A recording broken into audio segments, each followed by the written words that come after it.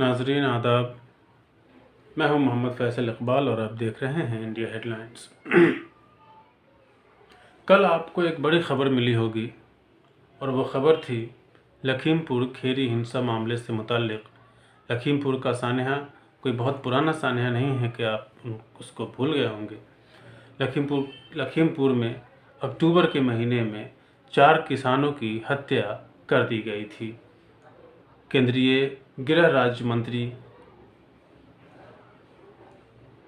अजय मिश्रा टेनी का बेटा आशीष मिश्रा टेनी इस मामले का मुख्य आरोपी है। आशीष मिश्रा पर पुलिस मुकदमा चल रहा है और अभी वो जेल में है और विपक्ष लगातार इस बात की कोशिश कर रही है, लगातार इस बात को लेकर के हंगामे कर रही है कि अजय मिश्रा को जल्द से जल्द बर्खास्त किया जाए, उसको मंत्री पद से हटाया जाए, उसका इस्तीफ़ा लिया जाए, उसको बर्खास्त किया जाए। लेकिन भाजपा इस पर सुनवाई लेने के लिए, इसको सुनने के लिए, इस मामले पर कोई भी बात करने के लिए राज़ी नहीं है। कल स्पेशल एक टीम जो बनाई गई थी इस पूरे सानहा का जायज़ा लेने के लिए, इस पूरे वाक़या को समझने के लिए कि कैसे किसानों को मारा गया,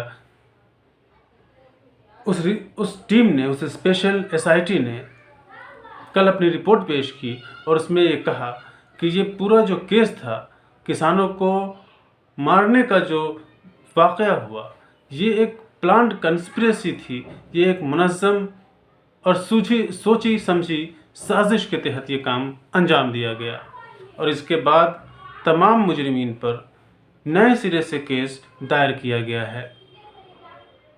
इस वाक़ये को गुज़रे सिर्फ 24 घंटे हुए हैं और ये मामला अब बहुत ज़्यादा तूल पकड़ता हुआ दिखाई दे रहा है। 24 घंटे के अंदर ही ऐसी बहुत सारी चीज़ें हुई जिससे ऐसा लग रहा था कि शायद अब भाजपा सरकार के मंत्री या गृह मंत्री खुद भी इस मामले का संज्ञान लें, इस मामले पर बात करें, इस मामले पर अपनी ज़ुबान खोलें, लेकिन ऐसा कुछ नहीं अब तक होता दिखाई दे रहा है। इस रिपोर्ट के आने के अगले ही दिन यानी आज, कल ये रिपोर्ट आई है और आज ही जो गृह राज्य मंत्री साहब हैं अजय मिश्रा टेनी साहब, वो आज लखीमपुर खीरी में थे। और दिलचस्प बात यह है कि जब उनसे उनके बेटे के बारे में ये पूछा गया कि आपकी क्या राय है या आप क्या करने वाले हैं, जब पत्रकार ने उनसे सवाल पूछा तो उन्होंने पत्रकार को जवाब देने के बजाय, पत्रकार से बात करने के बजाय पत्रकारों को ही चोर कह दिया। पत्रकारों को ही माइक हटाने और मोबाइल बंद करने को कहने लगे, चीखने चिल्लाने लगे और बहुत ज़्यादा वो भड़क गए और इतना गलत रवैया और इस तरह का गलत व्यवहार उन्होंने पत्रकार के साथ किया कि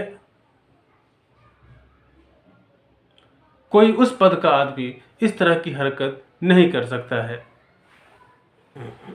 बहरहाल इस मामले के आने के बाद, इस वीडियो के आने के बाद ये मामला और तूल पकड़ता हुआ दिखाई दे रहा है। पूरा विपक्ष एक तरह से इस मामले के बाद, इस गलत व्यवहार के बाद, इस रवैये के बाद, मंत्री जी के इस रवैये के बाद भाजपा पर, मोदी जी पर, अमित शाह पर एक तरह से मुकम्मल दबाव बनाने की कोशिश की जा रही है कि जल्द से जल्द इसको बर्खास्त किया जाए, अजय मिश्रा टेनी को बर्खास्त किया जाए और अजय मिश्रा को इस तरह के बयानबाजी या इस तरह के व्यवहार के लिए पब्लिक से या उस पत्रकार से माफ़ी मांगनी चाहिए। सिर्फ यही नहीं कि उन्होंने दुर्व्यवहार किया, उसको जवाब नहीं दिया या उसको भगाने की कोशिश की, दूर करने की कोशिश की, बल्कि उन्होंने अपशब्द का भी इस्तेमाल किया। उन्होंने उस पत्रकार को बाज़ाब्ता गाली दी जो उस वीडियो में सुना जा सकता है और उस पत्रकार को इन्होंने चोर तक कह दिया। दरअसल लखीमपुर में इनको बुलाया गया था एक ऑक्सीजन प्लांट का उद्घाटन करने के लिए। वहाँ पे एक पत्रकार थे, उन्होंने इससे मंत्री जी से इनके बेटे आशीष मिश्रा के बारे में पूछ लिया तो इनको अभी तक ये लगता है कि उनका बेटा निर्दोष है, उसको फंसाया जा रहा है। तो इन्होंने कहा कि वो निर्दोष को फंसाया जा रहा है, तुमको यहाँ तक ठीक है, कोई भी अपना दोष, अपना जुर्म इतनी आसानी से कबूल नहीं करता। अपने बच्चे का जुर्म या अपने लोगों का जुर्म इतनी आसानी से कबूल नहीं करता। जाहिर है, तो इतना कहना उनका बनता था कि एक निर्दोष आदमी को फंसाया जा रहा है। इतना कह करके अगर वो चुप हो जाते, इतना कहने के बाद अगर वो आगे कोई बयान न देते या कोई बात न कहते, तो कोई बड़ा बवाल इस पर नहीं होता। लेकिन उन्होंने ये कहा कि तुम्हें शर्म नहीं आती है, तुम गंदे लोग हो, तुम कुछ दिखाई नहीं देता है, तुम घटिया लोग हो, तुम चोर हो। इस तरह की बातें करना एक मंत्री पद के आदमी के लिए बिल्कुल भी ज़ेबा नहीं है। राहुल गांधी और प्रियंका गांधी ने इस मामले पर ट्वीट किया है और जल्द से जल्द इसको बर्खास्त करने की मांग की दोहराई है।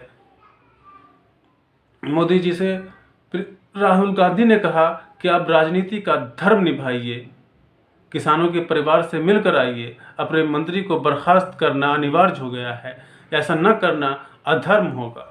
बहरहाल अब देखिए कि इस वाक़े के बाद, मंत्री जी के रवैये के बाद और उनका आपा खोने के बाद अब भाजपा इस पर क्या रुख अपनाती है, क्या फ़ैसला लेती है, इसका इंतज़ार रहेगा।